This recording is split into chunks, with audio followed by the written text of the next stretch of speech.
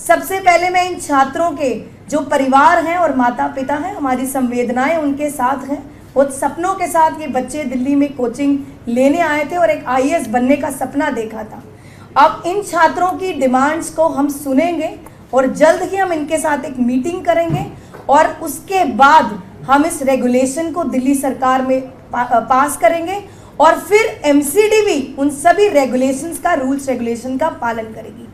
आने वाले समय में मैं एक बार फिर दिल्ली की जनता को बताना चाहती हूँ कि ऐसे ही हमारी ये जो सीलिंग ड्राइव है आने वाले समय में कुछ दिनों में चलती रहेगी और अगर जो भी ऑफिसर जिम्मेदार होगा या लापरवाह होगा उस पर भी जो सख्त से सख्त कार्रवाई ऐसे ही चलती रहेगी, क्योंकि अब किसी भी प्रकार की लापरवाही बिल्कुल भी बर्दाश्त नहीं होगी।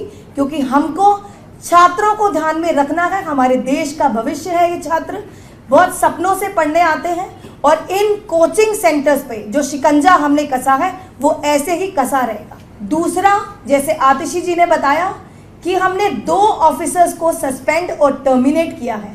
पहले जेई को टर्मिनेट किया और एई को सस्पेंड किया और राजेंद्र नगर इलाके में जितने भी कोचिंग सेंटर्स ने एनक्रोचमेंट की हुई है उन सब एनक्रोचमेंट पर हमने बुलडोजर और जेसीबी चलाई।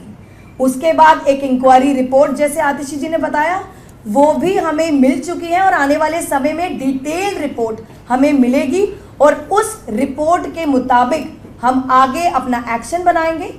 ये सब तो है हमारे शॉर्ट टर्म मेजर्स। जैसे दिल्ली सरकार ने अभी एक अनाउंसमेंट की कि आने वाले समय में कोचिंग इंस्टीट्यूट रेगुलेशन एक्ट बनाया जाएगा।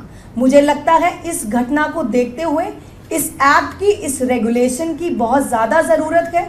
पूरे देश से कोने कोने से दिल्ली में बच्चे कोचिंग लेने आते हैं और आपने देखा होगा जिस प्रकार से कोचिंग इंस्टीट्यूट और कोचिंग ओनर्स, जितने भी ओनर्स हैं इन सेंटर्स के, सबसे पहले एमसीडी के बायलॉज और रूल्स रेगुलेशंस की धज्जियां उड़ाते हैं।